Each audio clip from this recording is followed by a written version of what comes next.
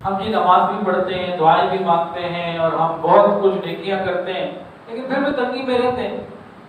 وہ تو پردہ بھی نہیں کرتے، نماز بھی نہیں پڑھتے، کتنے گناہوں میں ہیں، سود بھی کھاتے ہیں، وہاں نعمتیں ہی نعمتیں، آسانیاں ہی آسانیاں ہیں۔ یہ دھوکہ بہت سے لوگوں کو آج لگا ہوا ہے کہ ہم نے تو تہجد بھی پڑھی، ہمیں آسانی نہ ملی، اور وہ دیکھیں کتنے اپنے مزے سے رہتے ہیں، نہ نماز پڑھتے نہ کچھ کرتے۔ یہ ایک دھوکہ ہے جو بہت بڑی تعداد میں لوگوں کو آج لگا ہوا ہے۔ سنیے اس دھوکے کا جواب۔ نبی علیہ السلام نے فرمایا جب تم دیکھو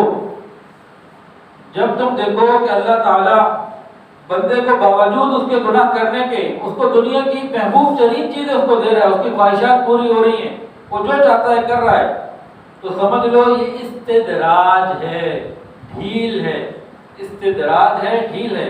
اور پھر آگے فرمایا، قرآن مجید کی آیت تلاوت فرمائی، فَلَمَّا نَسُوا مَا ذُكِّرُوا بِهِ فَتَحْنَا عَلَيْهِمْ أَبْوَابَ كُلِّ شَيْءٍ حَتَّى إِذَا فَرِحُوا بِمَا أُوتُوا أَخَذْنَاهُمْ بَغْتَةً فَإِذَا هُمْ مُبْلِسُونَ۔ کہ جو لوگ نصیحت بھول جاتے ہیں، جب ان کو نصیحت بھولا دی گئی، بھول گئے وہ، اور پھر اللہ تعالیٰ ان کے اوپر نعمتوں کے دروازے کھول دیتے ہیں اور وہ نعمتوں میں ڈوبے ہوئے ہوتے ہیں، پھر اچانک اللہ کی پکڑ آ جاتی ہے اور پھر وہ حیران پریشان رہ جاتے ہیں، ہوا کیا؟ استدراج۔ اللہ ہماری حفاظت فرمائے۔ سنستدرجهم من حيث لا يعلمون، کافروں کے بارے میں آیا آہستہ آہستہ آہستہ ان کو جہنم کی طرف لے کے جایا جا رہا، پتہ ہی نہیں چلتا۔ تو کسی کے پاس اگر گناہوں کے باوجود نعمتیں ہیں اور نعمتوں میں اضافہ ہو رہا ہے، یہ ڈھیل ہے، یہ ان کے لیے تکلیف کی بات ہے، کسی وقت بھی پکڑ میں آ جائیں گے۔ یہ کوئی خیر کی بات نہیں ہے، یہ خطرے کی بات ہے۔ ان کی طرف دیکھ کے حسرت کرنا یہ بڑا مشکل، یہ غلط کام۔ حدیث میں اندر آتا ہے کیا کوئی شخص پانی پر اس طرح چل سکتا ہے؟ نبی علیہ السلام نے صحابہ سے پوچھا کیا کوئی شخص پانی کے اوپر اس طرح سے چل سکتا ہے کہ وہ پانی میں تو چلے لیکن اس کے پاؤں گیلے نہ ہو؟ کوئی ایسا شخص ہے جو پانی پہ چلے، پانی میں، اور پاؤں گیلے نہ ہو؟ صحابہ نے کہا تو ہو نہیں سکتا۔ نبی علیہ السلام نے فرمایا یہی حال دنیا دار کا ہے، یہ گناہوں سے محفوظ رہ ہی نہیں سکتا، اس کی آخرت خراب ہو جاتی ہے۔ ایک حدیث سنیے اور دل کے کانوں سے سنیے۔ نبی علیہ السلام نے ارشاد فرمایا جو شخص جائز طور پر دنیا حاصل کرے اس لیے کہ سوال نہ کسی سے کرے، اپنے بیوی بچوں کی کفالت کر سکے اور رشتہ داروں پڑوسیوں کے اوپر احسان کر سکے، جو دنیا حلال حاصل کرے کس لیے کہ کسی سے سوال نہ کرنا پڑے، بیوی بچوں کی جائز ضروریات خود پوری کر سکے اور دوسرے کے اوپر احسانات، پڑوسیوں کے اوپر، یتیموں کے اوپر، غریبوں کے اوپر مال خرچ کر سکے۔ تو فرمایا کہ یہ شخص قیامت کے دن اللہ تعالیٰ سے اس حال میں ملے گا کہ اس کا چہرہ 14ویں رات کے چاند کی طرح چمک رہا ہو۔ اور آگے کیا فرمایا؟ جو شخص جائز طور پر حلال دنیا اس لیے کمائے جس کے ذریعے وہ فقط اپنے مال کو زیادہ کرے، لوگوں کے سامنے فخر کرے، دکھاوے کا اظہار کرے، تو یہ حلال مال اس بری نیت سے کمانے والا قیامت کے دن اللہ تعالیٰ کے اس حال میں ملے گا کہ اللہ اسے ناراض ہو گئے۔ یہ حلال والے کا حال ہے تو حرام والے کا کیا بنے گا بتائیے؟ اس حدیث میں حرام والے کا ذکر ہی نہیں ہے، دونوں ذکر حلال والے کے لیے۔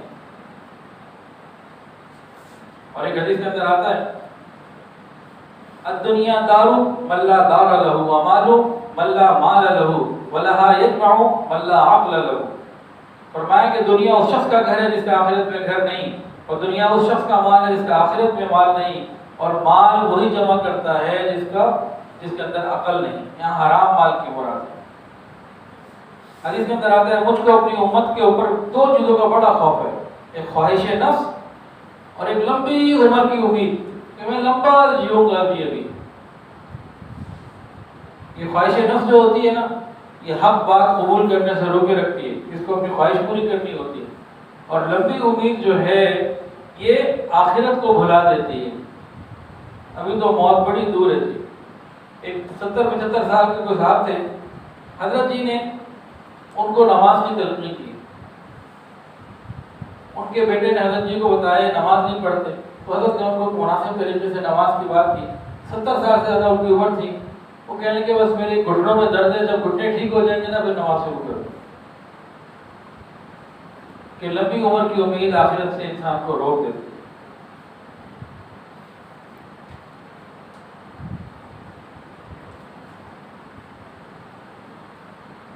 اللہ اکبر کبیرہ. ایک مرتبہ حضور صلی اللہ علیہ وسلم کی خدمت میں حضرت عمر فاروق رضی اللہ عنہ حاضر ہوئے. نبی علیہ السلام کھجور کی چٹائی پہ، کھجور کے جو پٹھوں کی چٹائی پہ لیٹے ہوئے تھے. بوریا تھا، نبی علیہ السلام کے پہلو پہ نشان ڈل گئے. جو سر پہ تکیہ تھا وہ چمڑے کا تھا اور جس میں کھجور کا جو ہے نا وہ چھال وغیرہ بھری ہوئی تھی. حضرت عمر نے جب نبی علیہ السلام کو اس حال پہ دیکھا تو دل میں غم ہوا. نبی علیہ السلام سے کہا یا رسول اللہ آپ دعا کیجیے اللہ تعالیٰ فراخی عطا فرما دے. فارس اور روم کے بادشاہ تو اتنے مزوں میں رہیں حالانکہ وہ اللہ کی عبادت نہیں کرتے اور آپ تو اللہ کے نبی ہیں، اتنی تکلیف میں ہیں. فرمایا خطاب کے بیٹے کیا تو ابھی تک اسی خیال میں ہے؟ کیا اسلام سے تجھے بصیرت ابھی تک نہ ملی؟ ابھی تک حقیقت سے ناواقف ہے؟ یہ وہ لوگ ہیں فارس کے، روم کے قیصر و کسریٰ جن کو دنیا کی زندگی میں ہی سارا کچھ دے دیا گیا، آخرت میں ان کا کچھ ہے. اور ایک روایت میں آتا ہے نبی علیہ السلام سے جب حضرت عمر نے عرض کیا، نبی علیہ السلام نے فرمایا عمر کیا تو اس بات پہ راضی نہیں کہ دنیا ان کے لیے آخرت ہمارے لیے؟ کیا تو اس تقسیم پر راضی نہیں کہ دنیا ان کے لیے اور آخرت ہمارے لیے؟ تو ہمیں اس تقسیم پہ راضی ہونا ہے تو پھر ہماری زندگی میں آسانیاں ہی آسانیاں ہوں گی. اب چند منٹوں میں چند باتیں اور کر کے انشاءاللہ دعا کر لیتے ہیں. نبی علیہ السلام کے صحابہ ان باتوں کو سمجھ گئے تھے. ایک دوسرے کو آپس میں کبھی تلقین بھی کرتے ہیں تو بہت عجیب انداز کی ہوتی ہے. اللہ اکبر کبیرہ. حضرت سلمان فارسی رضی اللہ تعالیٰ عنہ اور ابو دردہ رضی اللہ عنہ یہ دونوں دوست بھی تھے.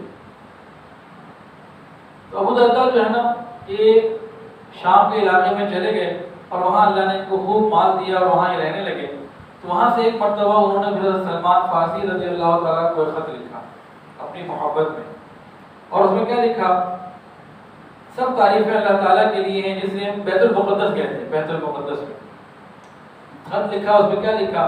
سب تعریفیں اللہ تعالیٰ کے لیے ہیں جس نے مجھے مقدس جگہ پر رہنے کی توفیق عطا کی، مجھے مال بھی خوب دیا اور اولاد بھی خوب.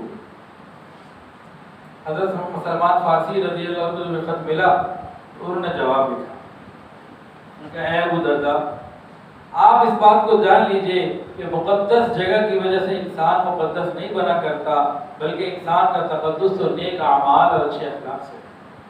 اے کاش اللہ تجھے مال کے بدلے علم عطا فرما دیتا اور اولاد کے بدلے عمل صالح عطا فرما. تو صحابہ کی نظر تو اس طرح سے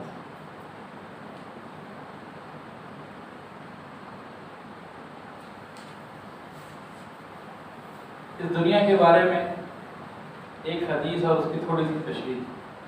رحمت للعالمین صلی اللہ علیہ وسلم نے فرمایا الدنیا جیفا وطالبها کلاب. یہ دنیا مردار ہے اور اس کا طلب کرنے والا کتا ہے. یہاں دنیا سے مراد حرام کی ہو رہی ہے جس میں جائز ناجائز کی پرواہ نہ ہو، رشتوں کی تمیز نہ ہو اور معاملات، وہاں یہ مراد ہے. دنیا مردار ہے اور اس کے طلب کرنے والے کتے کی معنی. یہ شفیق اور رحمت للعالمین نبی ہے. اس میں کیا حکمت ہے؟ ایک کوا بھی تو جانور ہے، کوے کا نام نہیں لیا، کتے کا لیا. جناب اس میں تقابل دیکھیے. کوا اگر اس کو کہیں کو مردار ملتا ہے نا تو اکیلا نہیں کھاتا، اوروں کو بلا لیتا ہے، اپنی برادری جمع کر لیتا ہے، سارے جمع ہو کے کھاتے ہیں. اور کتا اس کو کہیں مل جائے اکیلا کھاتا ہے، کوئی سامنے آ بھی جائے تو اس کو دوڑا دیتا ہے. اور کوئی طاقتور آ جائے پھر دونوں میں لڑائی ہوتی ہے، پھر وہی کھاتا ہے جس کے اندر طاقت زیادہ ہوتی ہے. اور مسلمان اور جو دنیا کا طالب ہے اس کی مثال بھی اسی کتے کی مانند ہے. یہ چاہتا ہے سب سے زیادہ مجھے ملے. کئی پارٹنر ہوں، دو بھائی ہیں، بزنس میں کہیں کرتے ہیں یا کہیں بھی، یہ چاہتا ہے کہ سب سے زیادہ مجھے ملے. تو اس کے اندر بھی کتے جیسی صفت آ جاتی ہے. پھر دوسرا نقطہ، کتا جو ہے کبھی مردہ کتے کوا کبھی کسی مردہ کوے کو نہیں کھاتا، ہم جنس کو نہیں کھاتا، اور کتا مردہ کتے کو بھی کھا لیتا. جو دنیا کا طالب ہے نا یہ اپنے بھائی کا مال بھی کھا جاتا ہے، اور اپنے ہی جیسے انسانوں کو دھوکہ دینے سے کام نہیں آتا، اور اس کمینی دنیا کی خاطر اپنوں کو دھوکہ دیتا ہے اور اپنا بن کے دیتا ہے، اپنا بن کے خیرخواہ بن کے لوگوں کو دھوکہ دیتا ہے۔ تو یہ بھی ان کے اندر گویا وہی بات ہوئی جو کتے کے اندر ہے۔ تیسرا یہ کہ جو کوا ہے نا، یہ دوسرے کووں سے عبرت پکڑتا ہے۔ مثال کے طور پر ایک جگہ پہ کوے آتے ہوں اور وہاں کوئی کسی کوے کو مار دیا جائے تو کوے ڈر جاتے ہیں، نہیں جاتے ہیں، تو عبرت پکڑتے ہیں، لیکن کتا عبرت نہیں پکڑتا۔ ایک جگہ کتوں کو مار دیں، دوسرے پھر وہاں آئیں گے، اس کو مار دیں پھر کو اور آئیں گے، یہ عبرت نہیں پکڑتے۔ بالکل انسان کا بھی یہی حال ہے، ایک کرسی کو چھوڑتا ہے، اس کو لٹکا دیا جاتا ہے سولی کے اوپر، لیکن اسی کرسی کے لیے دوسرا پیچھے سے کوئی تیار ہوتا ہے۔ آپ نے دیکھا ہی ہے کہ رات کو امیر ہوتے ہیں، صبح کو فقیر ہوتے ہیں، رات کو وزیر ہوتے ہیں، صبح کو اسیر ہوتے ہیں، رات کو صدر ہوتے ہیں اور صبح کو ملک بدر ہوتے ہیں، رات کو وزیر اعظم ہوتے ہیں اور صبح کو اسیر اعظم ہوتے ہیں، لیکن پیچھے لائن لگی ہوتی ہے آنے والوں کی، عبرت نہیں پکڑتے، تیار ہوتے ہیں۔ کتے کے اندر اور کوے کے اندر ایک فرق یہ ہے کہ کوا گوشت کے اندر نرم حصہ کھا لیتا ہے، ہڈیاں چھوڑ دیتا ہے، اور کتا جو ہے وہ ہڈیاں بھی کھا لیتا ہے، گوشت نرم بھی گوشت کھا لیتا ہے اور ہڈیاں بھی کھا لیتا ہے، کچھ نہیں چھوڑتا، ہڈیاں بھی چچوڑ لیتا ہے۔ تو دنیا دار کی مثال ایسی ہے کہ حرام حلال بھی کھا لیتا ہے اور حرام بھی نہیں چھوڑتا، سود بھی کھا لے گا، دھوکے کا بھی کر لے گا۔ ایک اور نقطہ، اگر کسی جگہ کو مردار پڑا ہوا ہے نا، کوا آ گیا کھانے کے لیے، وہ کھا کے چلا جائے گا، رات آئے گی اپنے گھونسلے میں چلا جائے گا، ساری رات وہاں پڑا نہیں کھڑا نہیں رہے گا اس کے پاس۔ کتا جو ہے اس کو اگر کوئی چیز مل جائے کھانے کے بعد، جگہ اس کی پیٹ بھر گئی، ضرورت نہیں ہے، اور اس کے سامنے اتنا ہے کہ 4 اور بندے کتے کھا سکتے ہیں، وہیں کھڑا رہے گا، یہ نہیں نہ کسی کو کھانے دے گا نہ کہیں جائے گا، وہیں کھڑا رہے گا، اسی کی فکر میں رہے گا، اس کو چھوڑ کے نہیں جائے گا۔ یہ کتے کی عادت ہے۔ یہی حال دنیا دار لوگوں کا ہوتا ہے جو حرام حلال کی پرواہ نہیں کرتے، سارا دن دکان کے اندر ہوتے ہیں، رات کو دکان ان کے اندر ہوتی ہے، ان کو بس ہر وقت دنیا کی فکر ہوتی ہے۔ تو اتنا کچھ سننے کے بعد دل میں سوال پیدا ہوتا ہے کہ آخر یہ دنیا ہے کیا؟ دنیا کیا ہے؟ دنیا اللہ رب العزت سے غافل ہونے کا نام۔ دنیا کیا ہے؟ دنیا اللہ تعالیٰ سے غافل ہونے کا نام ہے۔ مال پیسے بیوی بچے کا نام دنیا نہیں ہے، کاروبار کا نام دنیا نہیں ہے، دنیا اللہ رب العزت سے غافل ہونے کا نام ہے۔ جو چیز بھی انسان کو اللہ تعالیٰ سے غافل کر دے وہ دنیا ہے، خواہ کچھ بھی ہو، چاہے بیوی ہو، مال ہو، اولاد ہو، کچھ بھی ہو، جو چیز انسان کو اللہ سے غافل کر دے وہ دنیا ہے، اور جو چیز انسان کو اللہ کے قریب کر رہی ہے وہ دنیا نہیں ہے۔ تو اللہ تعالیٰ ہمیں نبی علیہ السلام کی نظر سے دنیا کو دیکھنے کی توفیق عطا فرمائے اور آخرت کی تیاری کرنے کی توفیق عطا فرمائے۔ حضرت عثمان غنی رضی اللہ تعالیٰ عنہ کو اللہ نے خوب مال عطا فرمایا تھا، اور اللہ کے راستے میں آپ خوب خرچ بھی کیا کرتے تھے۔ واقعہ انتہائی مشہور و معروف ہے، یہودی کا ایک کنواں تھا، پانی بیچتا تھا، مدینہ میں تنگی تھی، آپ نے اس کو کہا سیل کر دو، اس نے کہا نہیں سیل کرتا۔ یہ بھی بہرحال بزنس مین تھے، کہا بھی پیمنٹ پوری لے لو، ہم آدھا دے دو، میں کہا ٹھیک ہے، ڈیل ہو گئی، پیمنٹ پوری اور ہم آدھا ایسے کہ ایک دن آپ نکالیں ایک دن ہم نکالیں۔ اس نے کہا ٹھیک ہے، ایک دن میں سیل کرتا رہوں گا اور ایک دن جو ہے اتنا ہوگا، تو چلو پیمنٹ میں پوری لے رہا ہوں، بگ اماؤنٹ لے رہا ہوں، اور مجھے وہ بھی آتا رہے گا جو پانی میرا بھی سیل ہوگا، ڈیل ہو گئی۔ اب عثمان غنی رضی اللہ تعالیٰ نے اس سے ڈیل کرنے کے بعد مسلمانوں میں اناؤنس کر دیا کہ اس کنویں کا آدھا حق میرا ہے، وہ میں آپ کو دیتا ہوں، اور میرے دن میں آپ سب کو پانی فری ملے گا، کوئی پیمنٹ نہیں ہوگی۔ اب جب لوگوں کو آسانی ملی تو انہوں نے کہا بھائی فری والے دن ہی پانی بھر لو، پیمنٹ والے دن پانی نہ بھرو۔ اب اس کا وہ جو چلتا ہوا کاروبار تھا وہ ختم ہو گیا کہ لوگ کو ایک دن فری ملتا ہو، کہتے ہیں آج لے لو، اگلے دن صبر کر لو، پھر اگلے دن لے لیں گے، پیمنٹ دے کے کیوں لینا۔ تو کچھ دنوں کے بعد وہ خود آیا، اس نے کہا جناب باقی آدھا بھی لے لیں۔ حضرت عثمان غنی رضی اللہ تعالیٰ عنہ نے باقی آدھا بھی خرید کر اس کو پوری پیمنٹ، پہلے تو پوری پیمنٹ ممانگی دے چکے تھے، لیکن مزید اس کو پیمنٹ دے دی اور اس کو پھر مسلمانوں کے لیے وقف کر دیا، اور آج وہ کنواں الحمدللہ مدینہ طیبہ میں موجود ہے، وہ وقف کی پراپرٹی ہے، اور وقف کی پراپرٹی سیل کرنا اسلام میں جائز نہیں۔ حضرت عثمان غنی رضی اللہ تعالیٰ عنہ اس کو خرید کر امت کے لیے وقف کر دیا تھا، قیامت تک کے لیے وقف ہے۔ وقف کی پراپرٹی سیل کرنا یہ جائز نہیں۔ اور آج ہمارے ملک پاکستان میں بھی ایسے قانون بن گئے ہیں، کراچی اسلام آباد میں تو نافذ ہو گئے، جس میں آگے جا کے، کیونکہ ہم لوگ مسجد تو نہیں جا رہے، ہمیں دین کی تو پرواہ نہیں رہی، ہمیں تو مدارس کی کو پرواہ نہیں رہی، ہمیں تو مال چاہیے، ہم تو مال کے بندے، دنیا کے بندے ہیں، ہمارے تو حالات بہت خراب ہو گئے ہیں۔ اللہ نہ کرے ایسا ہو، لیکن آگے آنے والے وقتوں میں جو نظر آ رہا ہے 10-20 سال میں یا کم یا زیادہ عرصے میں، ہمارے اس ملک کے پاکستان میں مدرسے سیل ہوں، مسجدیں سیل ہوں، خانقاہیں سیل ہوں، نیلام ہو، یہ سب ہو سکتا ہے۔ یہ ہماری ناقدری کی وجہ سے ہو رہا ہے کہ ہم دنیا کے بندے بن گئے، آخرت کی فکر ہمیں ختم ہو گئی۔ اللہ ماشاء اللہ، جس مقصد کے لیے ملک حاصل کیا گیا تھا، آج نہ اس مقصد کا ہمیں کوئی استحضار ہے، نہ کوئی اس کی ہمیں کوئی پرواہ ہے، نہ اس کے لیے ہماری کوئی زندگی میں فکر اور سوچ ہے۔ تو جب ہم نے جس مقصد کے لیے ملک حاصل کیا، اس مقصد کو اپنی زندگی سے نکال ہی دیا، تو پھر اس کی سزا میں یہ سب کچھ تو ہونا ہے۔ مجھے تو یہ بھی ڈر ہے، جس طرح آج ہمارے نصاب میں سے اسلامی مواد نکالا گیا ہے، کل اللہ نہ کرے گیتا اور رامائن اور بائبل شامل کر دی جائے، کچھ تو آئے گا نا، کیونکہ ہم مسلمان ہی، ہمارے پاس قرآن کے لیے ٹائم نہیں، موبائل سے لگے رہتے ہیں۔ یہ ناقدری کی سزا ہے، یہ حکومتوں کے کام نہیں ہے، یہ اللہ کروا رہا ہے، ہماری نافرمانیوں کی وجہ سے، ہماری دنیا کی محبت کی وجہ سے۔ کئی سال پرانی بات ہے، حکومت پنجاب کی طرف سے آیا جی، جس مسجد میں 4, 6, 8 لاؤڈ اسپیکر لگے ہوئے ہیں، ایک رکھے، اتار دیے سارے پنجاب میں سے لاؤڈ اسپیکر۔ ایک صاحب میرے پاس آئے، کہنے لگے جی حکومت نے یہ کیا کیا، دیکھیں کتنا بڑا ظلم ہے۔ میں جی انہوں نے تو کچھ نہیں کیا، تو ہم نے کیا، جی ہم نے کیا، ہم چاہتے ہیں اذان کی آواز رہے۔ میں نے کہا جی بات یہ ہے، ہم نے اذان کی آواز کی ناقدری کی۔ جب مسجد میں اذان کی آواز ہوتی تھی اور ہر طرف سے آواز زیادہ آتی تھی، ہم اپنے ٹی وی کا والیوم تو بند نہیں کرتے تھے، ہم موبائل پہ لگے ہوتے تھے تو اسی پہ لگے رہتے تھے۔ ہم نے اس اذان کے بعد نماز کتنی مرتبہ پڑھی ہے، ہم نے اس اذان کے بعد اللہ کے حکم کو کتنا مانا ہے، بلکہ بعض لوگوں کو تو بول لگتا تھا یہ ہو کیوں رہی ہے، ہمیں ڈسٹربنس ہو رہی ہے، اس سے ہمارا کرکٹ کا میچ چل رہا ہے، ادھر سے اذان آ گئی،